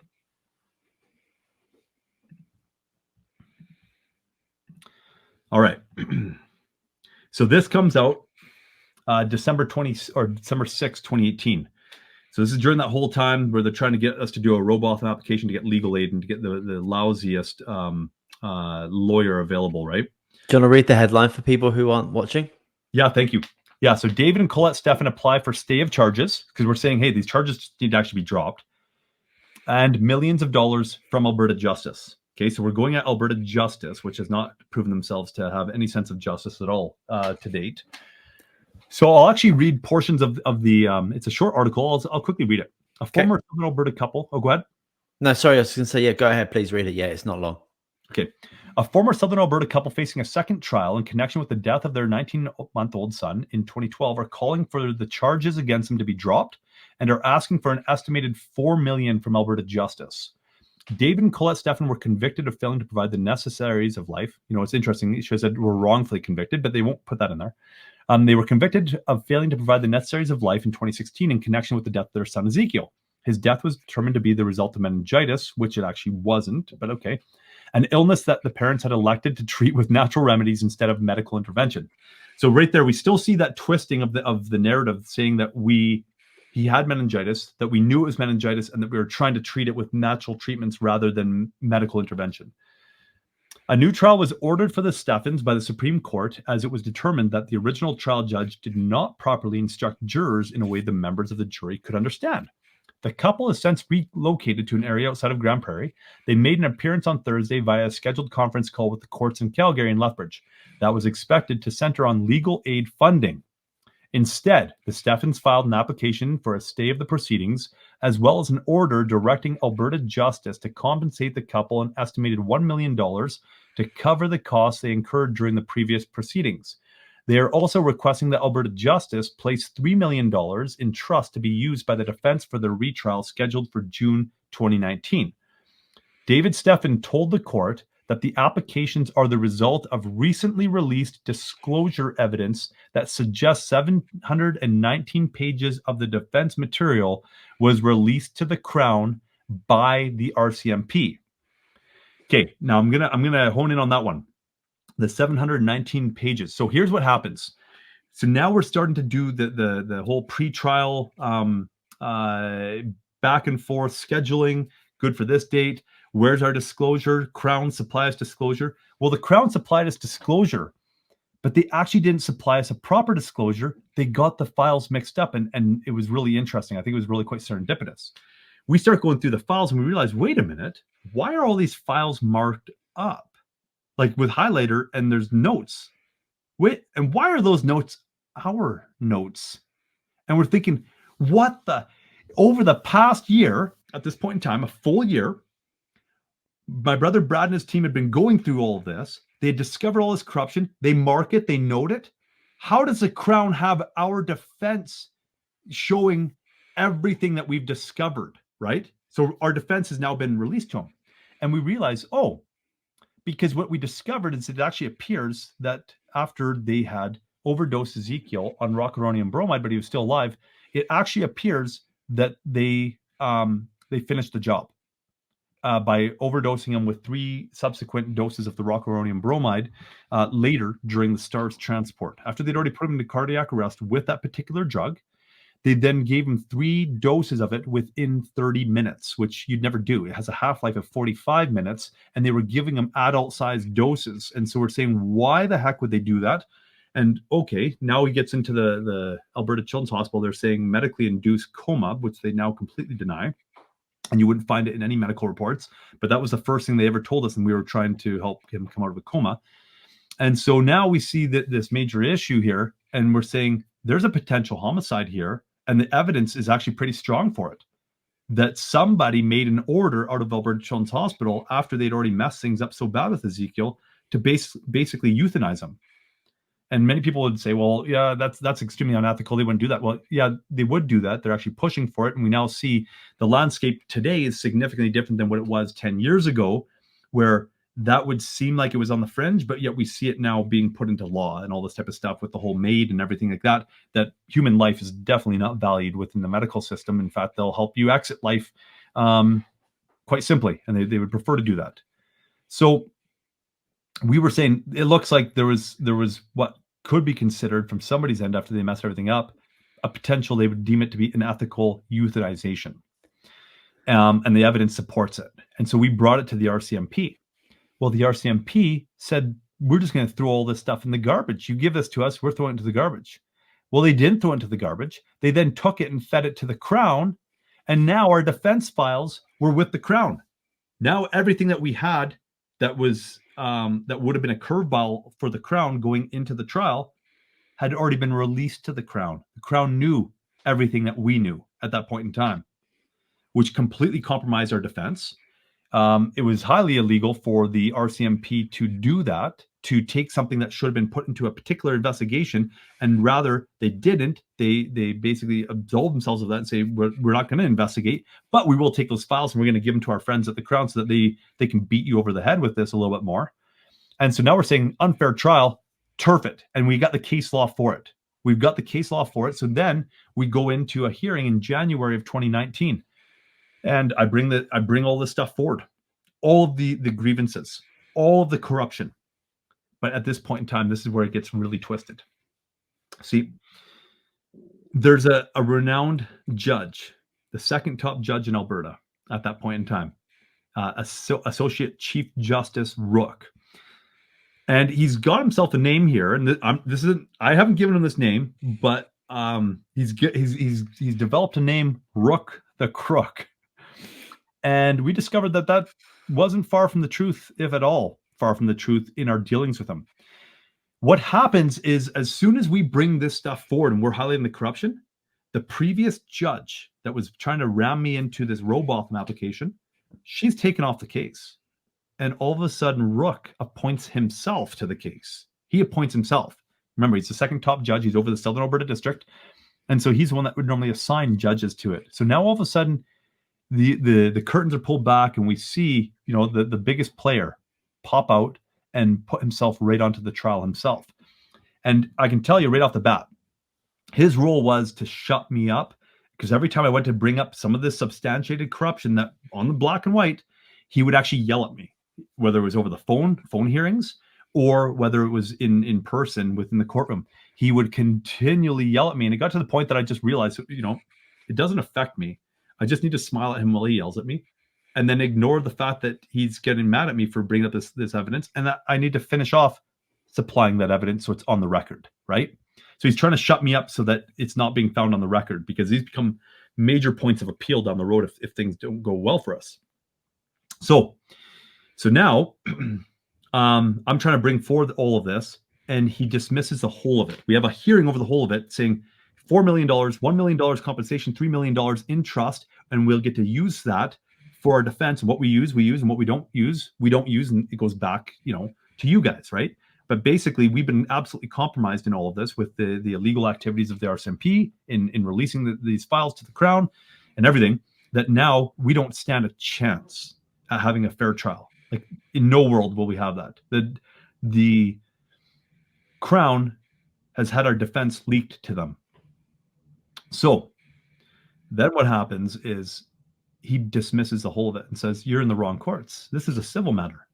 When we are actually citing case law that showed, no, this is actually within a criminal matter. You guys have already had a ruling on this type of thing where you've paid a guy out $10 million for the exact same grievances, actually less grievances. We've got more grievances on black and white than he did. You guys paid him out $10 million for the same type of thing with a botched first trial. And so he dismisses it and says, no, wrong court. I can't rule on it, right? Civil court. Oh, interesting. So he skirts out from underneath of it. and we know where it's going to go. And he's still the appointed judge, so we have to work through him. It's not like we can appeal to a higher judge. There's no higher judge at this point in time, and we're getting ready for trial. And trial is scheduled for June of 2019. And so now, once again, they schedule in March, over the anniversary dates of the death of Ezekiel, they schedule the preliminary hearing. And so now I'm going and I'm presenting all this information. And our major grievance at this point in time is we still don't have a full disclosure. And we have substantive evidence that shows, like, here we've got this black and white stuff, that from the Alberta Children's Hospital. And it's saying, based on this lab report from the Lethbridge Hospital, here's what our thoughts are on, or whatever, right? And we're saying, but where's that lab report? Why do we have nothing from Lethbridge Hospital? We have evidence showing that there was stuff from Lethbridge Hospital, but we don't have anything from Lethbridge Hospital. So we put in requests. No, it turns out there was about an hour and 5 minutes of a complete black hole during the transport of Ezekiel. And the excuses were from the Alberta Children's Hospital when they were the doctor that was overseeing everything. She said, "Oh, yeah, nobody was reporting at the time. We were just too busy, trying to work with them." So that's interesting. So you have the Cardston team that had just brought him to Lethbridge. You have the Lethbridge team, and you have your team coming through STARS. You have 3 different teams that rendezvousing. You're telling me you don't have enough manpower for anybody to be documenting anything, especially given the fact that there's documents citing that there was documentation that had taken place, and yet it's not available now. Like, highly illegal. Like, that should have been jail time for somebody right there, because you cannot have these types of medical procedures taking place and no documentation. It's actually against their act. And so we're like, okay, so we're fighting for this, saying we need a full disclosure, which means that the 2016 trial was illegal. You cannot have a criminal trial take place without a full disclosure. We never did receive a full disclosure in 2016. In fact, when we compared it, my brother is the one that did all the comparisons after we finally got all of the evidence that we could get our hands on. And he showed the evidence that we were working with in 2016. And you put a toonie up on its side, and the full diameter of a toonie is how thick the disclosure was that we had going into 2019. That's how much more thick it was versus what we had in 2016. There was about an extra 200 and some odd pages that we had, but we still didn't have a full disclosure. So then after we can't get a full disclosure, I put in an application saying the charges have to be dropped. It's illegal. They have to be dropped. But Rooke the Crook refused, absolutely refused to let any of that go. And said, no, they've told us that you have all the disclosure, and we need to trust that you have all the disclosure, even though we'd already shown him the evidence showing we don't have all the disclosure. There's lab reports missing. There's x-rays missing. There's all sorts of stuff missing, but it's cited in other evidence. They obviously didn't do a good enough job cleaning everything up, that there were still fragments left to show that there was stuff missing. And yet we can't get our hands on it, which means that somebody is responsible for destroying evidence, and that is a clear-cut case of jail time right there. You can't do that. So highlighting that there's more criminals involved in this whole process of trying to generate a different narrative to push this agenda.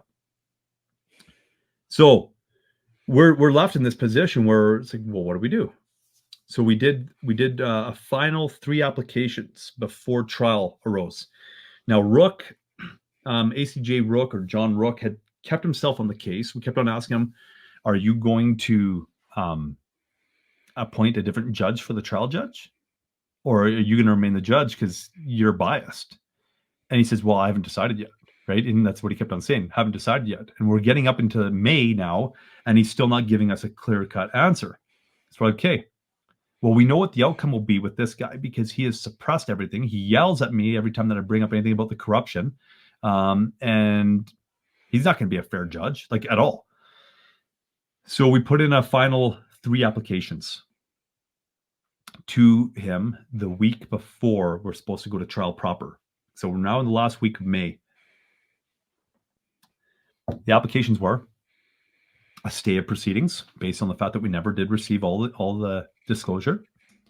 But if they don't stay the proceedings, then an adjournment, because Colette can't be, at this point in time, self-representing.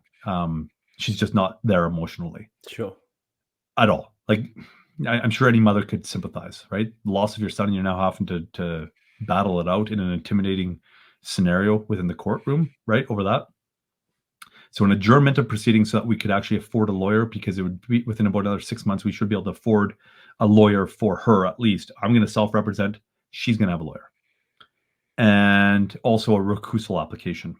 And we had all the evidence over the previous 6-7 months of our dealings with Rooke the Crook that showed that he should not be on this case whatsoever, that he has displayed a significant apprehension of bias, and that he has been basically working in conjunction with the Crown and with Alberta Health Services to protect the narrative and to suppress the corruption from being exposed. So we put out these applications, and I'm up in Grand Prairie at this point in time when they're filed. So they're being filed on my behalf by one of my brother's team members. Now, my brother, if you phone him, it'll record, right? And so you get all sorts of stuff on file sometimes, or on recording, that you know sometimes people don't want. Like when the RCMP sergeant, after evidence had been supplied to him about this potential homicide, he phoned my brother Brad, and now it's being recorded, and we have it on recording. He says, if you bring anything into me, I'm just going to put it in the garbage, which obstruction of justice. We legitimately have a case against the RCMP on obstruction of justice in this case. But yet, would you expect that anything would ever happen with it? You think the Crown would ever carry charges on it? No, absolutely not. They're all in bed together on this whole scenario. So now what happens is that these applications go to be submitted or to be accepted by the courts. All three are supplied. But what Rooke had done is he made it so that the court clerks weren't just stamping these applications, approving them. They had to phone him first and run it by him as to whether or not they would be accepted, so that he knew every filing that was coming in from us. Now, it's pretty exclusive because typically that's not the case. Somebody goes and puts an application, it goes in, right? It's that simple. There isn't an approval process through a justice, right? So now the court clerk is phoning him, and he says, I'll accept the stay of proceedings and the adjournment application, but I'm rejecting the recusal application, which is interesting because that's a complete conflict of interest. The recusal application is to provide evidence as to why he shouldn't be on the case. And he's saying, I'm rejecting it. Why? Because he's going to stay on the case. So my brother's team member phones my brother Brad while the court clerk is right there and saying, hey, they're rejecting the recusal application. And then the court clerk qualifies it. Yeah, no, Rooke doesn't want to accept that. It's on recording. We have it on recording. So we're like, okay, well, you're going to play dirty like that. Good. We're going to publish this online. We're going to push it out there that you're obstructing justice here, that you're part of the mess. So anyways, it goes online, and we're able to get some major traction with it. And then we find ourselves now right before the court case. We're now hearing the applications. We're going to address 2 out of the 3 that we'd initially tried to get in. We get into the courtroom, and we're ready for it. Justice Rooke sits down and says, today we're going to be hearing 3 applications from the Steffens. And the Crown says, Your Honor, I'm not aware of 3. I only have 2. Oh, no, there's 3. And like, well, we only have 2. Oh, well, the Steffens failed to supply you with the 3rd, right? So trying to throw it on to us on record that we were negligent.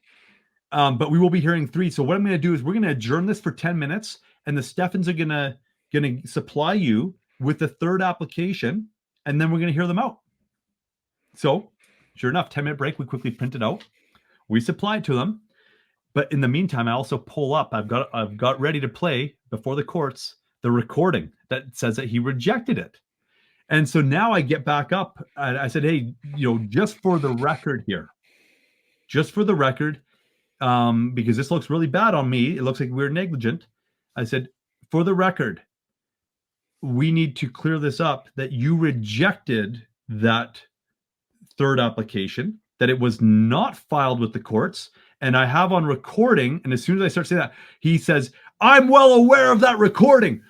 It's not illegal, but improper. You're not allowed to talk to court officials anymore. So he blows a gasket, right, on record. And we're just like, okay, you're definitely fitting Rooke the Crook, right? Like you're a deceiver, a distorter, a twister, and you're really helping to push this whole agenda as if you were a part of it from the very beginning. Now, I can't say whether he was or not, but it's a good chance that he was the one that was also providing instructions to the original judge, Justice Jerky, as to how to do everything to ensure that there was a conviction. That's quite likely. Can't say it for sure, but quite likely, because he would have been the boss of that judge, and that judge kept on having to take little breaks, come back, and then he would make his decisions as if he was running it by somebody else. So there we are now.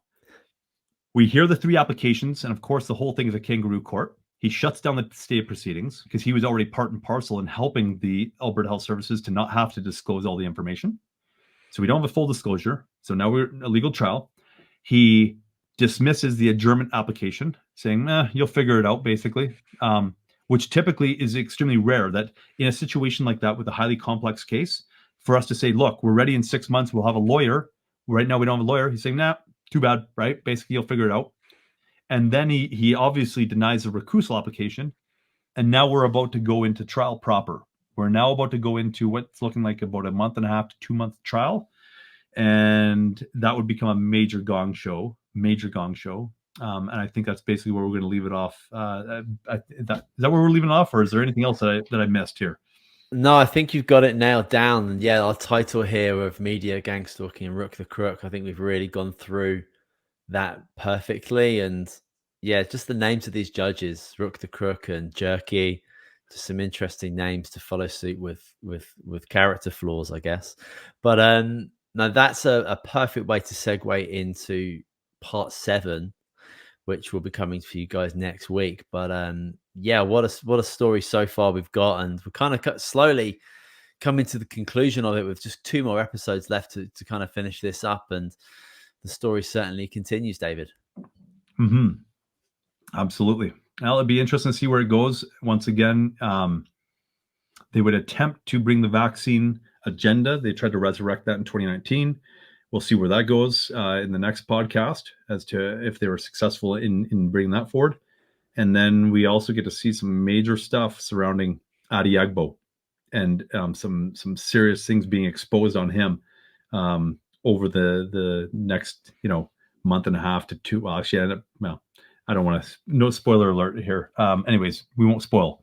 No. But there's going to be some interesting stuff that comes to light when we discuss what happened in the second trial.